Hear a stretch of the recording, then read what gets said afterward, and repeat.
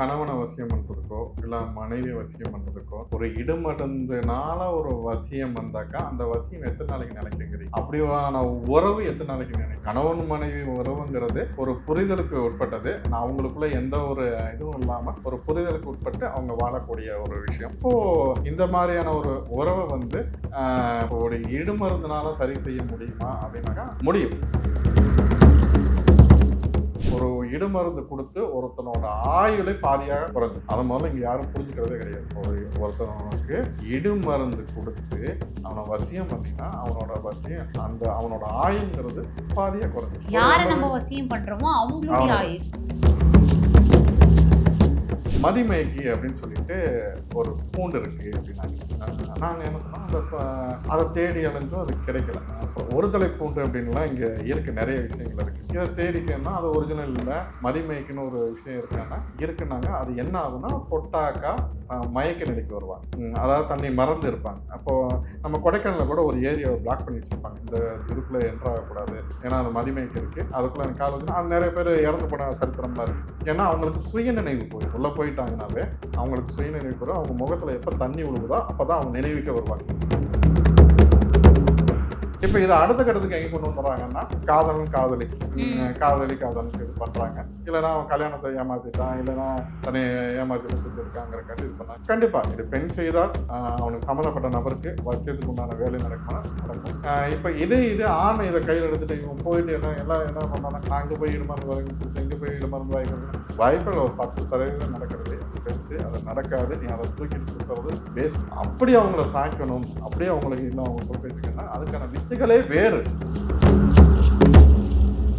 Reflect ஆன்மீக நேயர்களுக்கு வணக்கம். நான் உங்கள் ரக்ஷயா பார்த்தி. இன்னைக்கு ஆன்மீகம் சார்ந்த நிறைய கேள்விகளுக்கு பதில் சொல்ல நம்ம கூட வாராகி சித்தர் மறைமொழியாளர் தான் இணைஞ்சிருக்காரு. அவர்கிட்ட கேட்க நிறைய கேள்விகள் இருக்கு. வாங்க வீடியோக்குள்ள இருக்கலாம். வணக்கம்.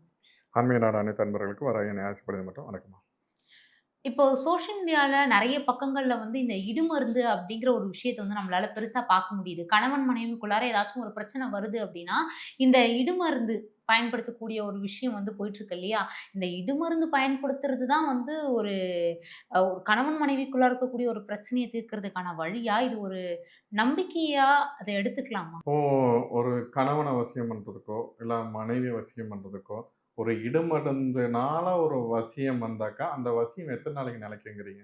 அப்படியான உறவு எத்தன நாளைக்கு நிலைக்கும்? கணவன் மனைவி உறவுங்கிறது ஒரு புரிதலுக்கு உட்பட்டது. அவங்களுக்குள்ள எந்த ஒரு இதுவும் இல்லாம, ஒரு புரிதலுக்கு உட்பட்டு அவங்க வாழக்கூடிய ஒரு விஷயம். இப்போ இந்த மாரியான ஒரு உறவ வந்து, இப்போ ஒரு இடுமருந்துனால சரி செய்ய முடியுமா? அப்படின்னாக்கா முடியும். அது மாற்று கருத்து இல்ல. நான் எல்லாத்துக்கும் விதண்டவாதமெல்லாம் பதில் சொல்லல. இடுமருந்துனால ஒரு விஷயத்த சரி செய்ய முடியுமா? ஒருத்தங்களால ஒரு அன்பால் ஈர்க்க முடியுமா? இல்ல அவங்க நம்ம நினைக்கிற விஷயத்த செய்ய வைக்க முடியுமா? இல்ல நம்ம மேல பாசமா இருக்க வைக்க முடியுமான்னா, இடுமருந்தால முடியுமான்னா முடியும். இப்ப அதுக்கான இந்த விளக்கம் வந்து இது நிறைய கொஞ்சம் லென்த்தாவே இருக்கும். அது நீங்க உங்களோட இதுக்கு தகுந்த மாரி இப்போ இந்த இடுமருந்து யாருக்கு குடுக்குறாங்க? அப்படிங்கிறது ஒரு இது. இப்ப இத பார்த்தோனே என்ன நெனச்சுக்கிறாங்க எல்லாரும், இடுமருந்து மூலியமா வசியங்கிறது முதல்ல ஒரு பேசிக்கா ஒரு விஷயத்த இன்னைக்கு சோசியல் மீடியால 1000 பேர் வந்து இடுமருந்து கிடைக்கிறான், ரூ. 500 விக்கிறான், ரூ. 100 விக்கிறான், ரூ. 5000 விக்கிறான் அப்படின்னு சொல்லிட்டு இன்னைக்கு அது ஒரு சந்தை வியாபாரம் ஆயிருச்சு. ஒரு இடுமருந்தினால் ஒருத்தர வசியப்படுத்த முடியும்னா வசியப்படுத்த முடியும். இப்ப அந்த சரி அதுக்கு பின்னாடி ஏதாவது பக்க விளைவுகள் இன்னைக்கு அதை யாரும் இதுக்கு பார்க்கறதே கிடையாது.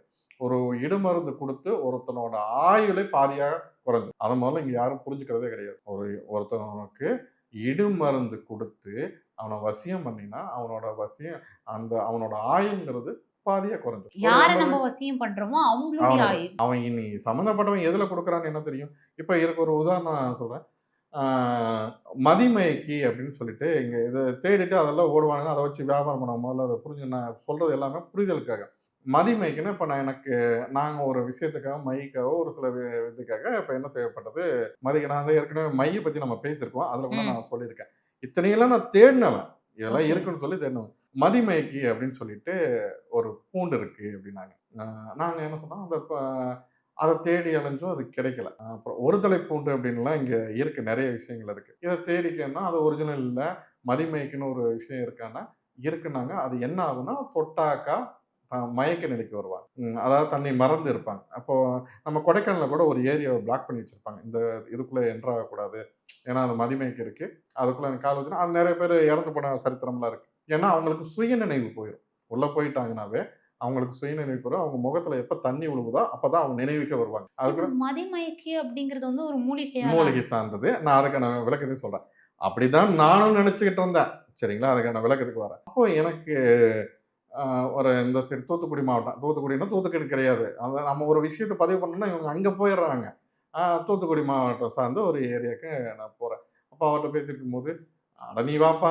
அ இங்க இருக்கு நான் வந்து எடுத்துட்டு போ எத்தன வேணும்னா?" "எத்தன வேணும் எடுத்துட்டு போ என்னைய" அப்படின்னு சொன்னா, இங்க போனாக்கா, மதிமைக்குன்னா இது மதிமைக்கு இது கிடையாதுப்பா. அது ஒரு இப்ப இதுல ஒரு அறிவுஜீவிகள் ஒரு சில கருத்த சொல்லுவாங்க. நான் எல்லாமே உதாரணத்துக்கு தான் சொன்னேன். இது பொதுப்படையா சொன்னாக்கா, அது வேற ஒரு உலகத்துக்கு போயிறாங்கறதுனால, மதிமைக்குன்னா இது ஒரு பூச்சி இனத்தை சார்ந்தது. நீ ஏன் போய் இத அங்க தேடி இருக்கன்னு. அப்போ வயல்வெளியில அது இருக்கு. அப்ப அத தேடி போயிட்டு அத புடிக்கிறதுக்காக போயிருந்தோம். இது என்ன அப்டின்னாக்கா, அந்த ஏரியால வயல்ல இருக்கு. வயல்ல இருக்குன்னா, அது உள்ள இருந்துக்கும். எங்கேயாவது நடக்குமா, அத எடுக்கிறதுக்கு ஒரு சில வித்தைகள் வச்சிருக்காங்க.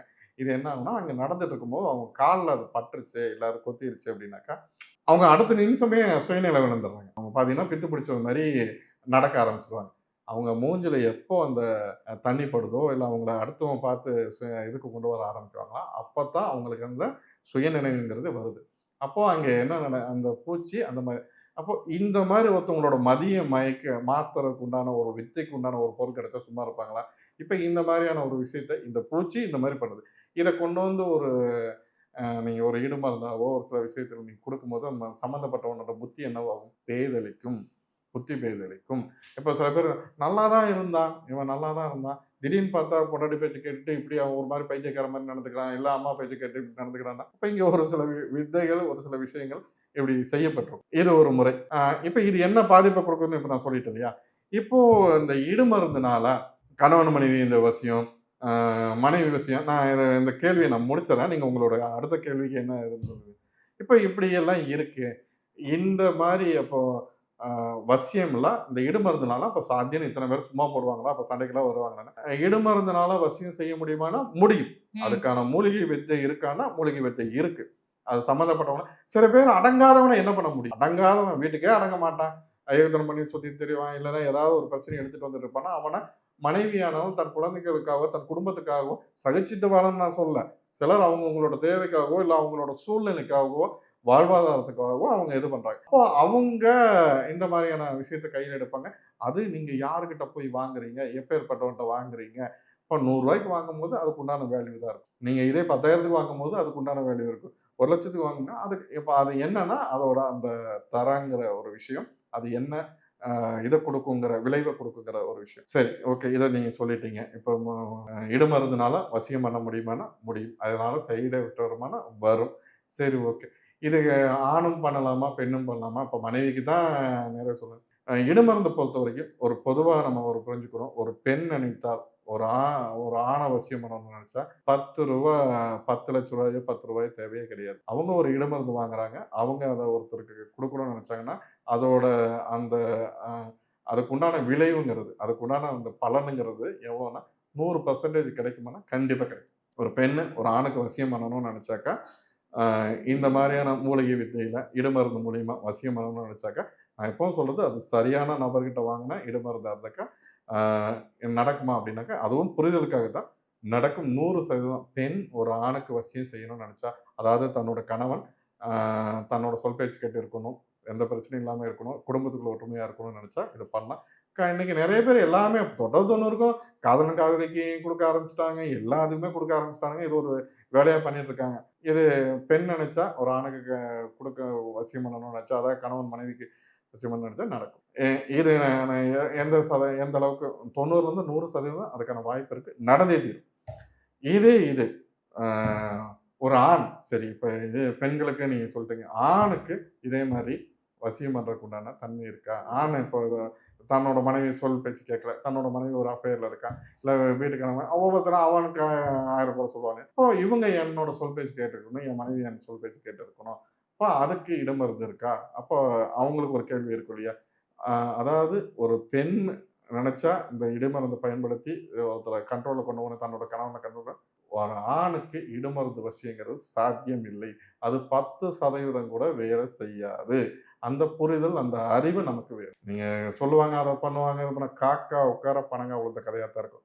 ஒரு பெர்சன்டேஜ் அது வேலை செய்றது பெருசு. நீங்க ஆணுக்கு ஒரு பெண்ண வசியம் பண்ணணும், அதுக்கான இடுமருந்து கிடைக்குது, இல்ல அது இப்போ மூலியமா நான் சாதிச்சேங்கிறது சாத்தியமே இல்லை. இப்ப இந்த ஆண், பெண் அப்படிங்கிறத தாண்டி காதலர், காதலிகள் இவங்களுக்கான இந்த வசியம் மருந்து அப்படிங்கிறது வந்து அவங்களுக்கு அங்க அ பயன்படுமா? இல்லன்னா அது வெறும் உணர்ச்சிகள ஏமாத்தக்கூடிய ஒரு விஷயம்? இல்ல அது உண்மதான். அதான் உணர்ச்சிகள் இப்போ அதான் இந்த வசியத்துக்கு இடமருந்து மூலியமா ஒரு வசியத்த பண்ண முடியுமான்னா, இத மாரி பண்ண முடியும். அதுக்கு இடமருந்து இருக்கான்னா, இருக்கு. மூலிகை வித்தைய பயன்படுத்தி அத பண்ண முடியுமான்னா, பண்ண முடியும்.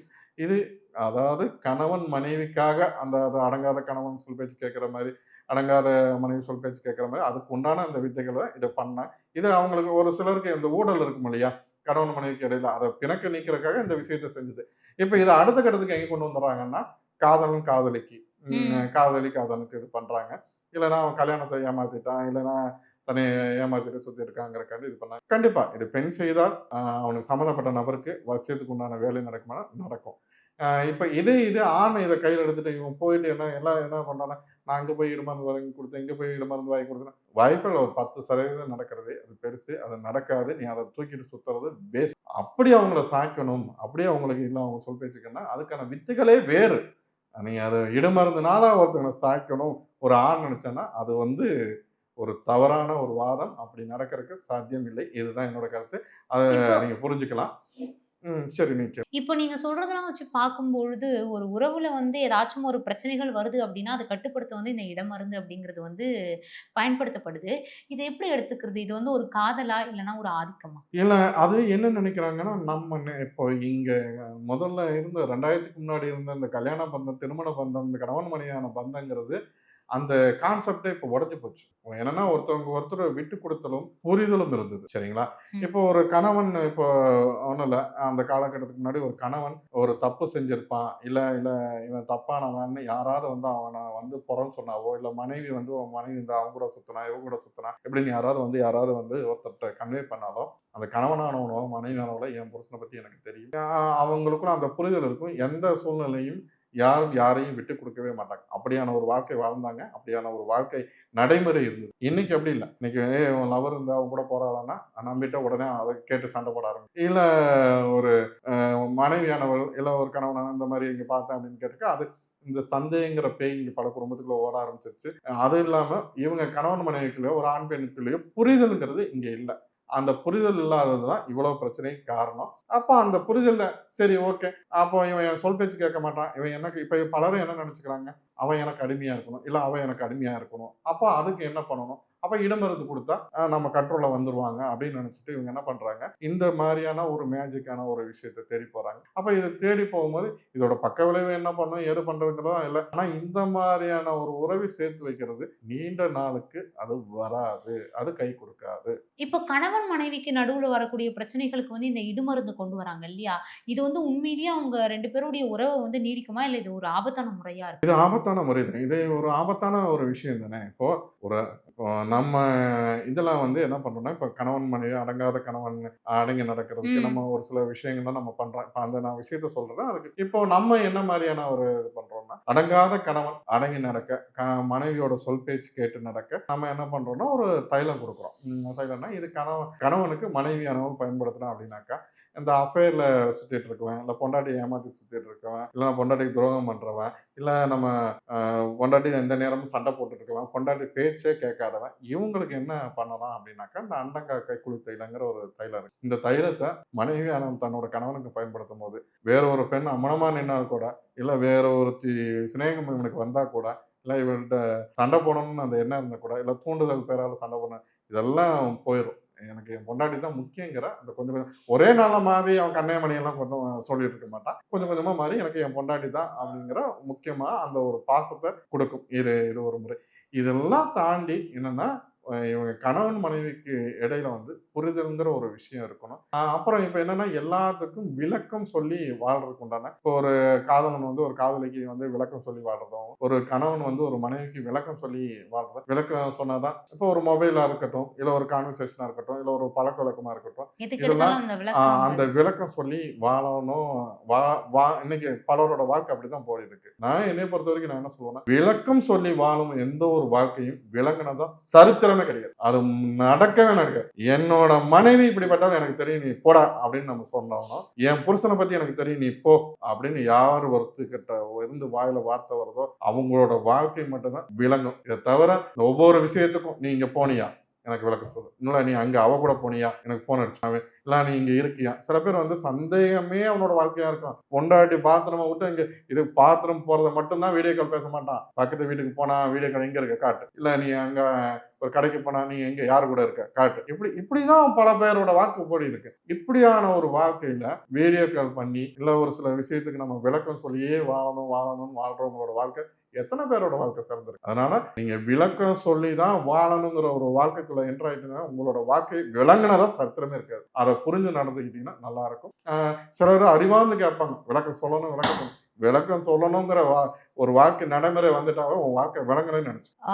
ஆன்மீகம் சார்ந்து நான் நெறைய பேர இன்டர்வியூ எடுத்திருக்கேன். அவங்க எல்லாருமே வந்து இந்த ஆன்மீகம் சார்ந்த கேள்விகளுக்கு வேற முறையில தான் வந்து பதில்கள் வந்து சொல்லுவாங்க. பட் உங்ககிட்ட வரக்கூடிய ஒவ்வொரு பதில்களுமே வந்து அதிலருந்து வேறுபட்டே இருந்திருந்தது. ஸோ இத்தன விஷயங்கள வந்து உங்களுடைய நேரத்த ஒதுக்கி சொல்லியிருந்தீங்க. உங்களுக்கும் உங்களுடைய நேரத்துக்கும் ரொம்ப நான் நன்றி. இதுல ஒரு சின்ன குறுக்கீடு. இப்போ இதுல என்னன்னா எல்லாரும் என்ன சொல்றாங்கன்னா, அ நான் ஏன் இப்படி மத்தவங்ககிட்ட இருந்தோ, இல்ல மத்த ஒரு விஷயத்துல இருந்தோ முரண்பட்டு பேசுறேன். இல்லைன்னா என்னன்னா, ரியாலிட்டிய பேசுறேன். நான் ஒரு நாளைக்கு நான் ஒரு 100 பேரையாவது நான் பார்க்குறேன். 100 பேரோட பிரச்சனைக்கு உண்டான தீர்வ நான் சொல்றேன். அவங்களுக்கு உண்டான அந்த சொல்யூஷன் சொல்லும்போது, இது எதனால நடக்குது? ஏன் நடக்குதுங்கிறது நமக்கு தெரியுது. அப்ப அத சொல்றோம். சில பேர் கேட்கறாங்க, சில பேர் கேட்கல. அப்புறம் பட்டு திரிச்சுட்டு வந்து நிப்பாங்க. நான் எனக்கு தெரிஞ்சது என்னோட லைஃப்ல நான் பார்க்கிறத கண்கூடா பார்க்கிறத உங்களுக்கு கன்வே பண்றேன். புரிஞ்சு நடந்தவன் புத்திசாலி. இல்லைன்னா, அதுக்கப்புறம் வாழ்க்கைய தொலைச்சுட்டு நிக்க வேண்டியது தான். கண்டிப்பா. நன்றி. நன்றி.